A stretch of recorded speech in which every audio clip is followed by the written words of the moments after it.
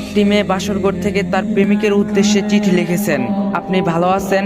আমি অনেকক্ষণ ধরে ফুল সাজানো একটি ঘরে বসে আছি। পুরো খাটটা গোলাপ ফুলে সাজানো।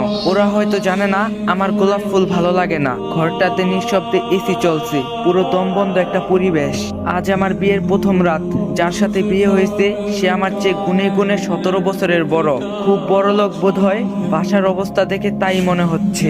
আমাকে ওরা প্রচন্ড ভাবে সাজিয়েছে, পুরো শরীর জুড়ে আমার ভারী ভারী অলংকার। তুমি ঠিক এই মুহূর্তে কোথায়? নিশ্চয়ই তোমার বাসার ওই মুচড়ে বসে আছো। আমরা কতদিন ধরে এই রাতটা নিয়ে স্বপ্ন দেখছিলাম, কত পরিকল্পনা করতাম এই রাতটা নিয়ে। মনে আছে আমি কিন্তু বারবার বলতাম বেশি স্বপ্ন দেখো না, দেখবে পূরণ হবে না।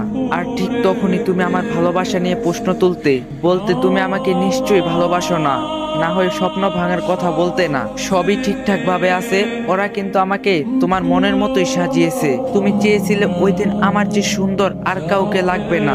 সত্যি আমাকে আজ অনেক বেশি সুন্দর লাগছে। তুমি চেয়েছিলে আমার মুখ দেখে আজকে রাত কাটিয়ে দিবে, আমিও চেয়েছিলাম। তবে চাইলেই সব হয় না, বাস্তবতা বড় কঠিন। আর হয়তো কোনোদিন কোনো স্বপ্ন হাতছানি দিবে না। তুমি কিন্তু একদম ভেঙে পড়বা না, সবকিছু ঠিক হয়ে যাবে। তুমি কিন্তু খুব ফুটফুটে একটা মেয়েকে বিয়ে করবে, তাকে নিয়ে সুখে থাকবে।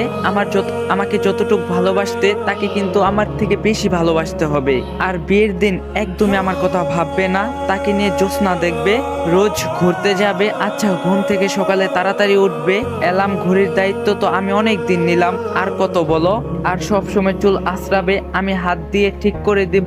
এই আশায় আর বসে থাকবা না। তুমি খুব ভালো, দেখো তোমার কপালে আমার থেকে অনেক ভালো মেয়ে জুটবে। সে তোমায় খুব বেশি ভালোবাসবে, কারণ তুমি খুব ভালো। আর হ্যাঁ, লাস্টে একটা কথা, তুমি আমাকে বলছিলে আমি তোমাকে ভালোবাসি কিনা সেটা জানি না।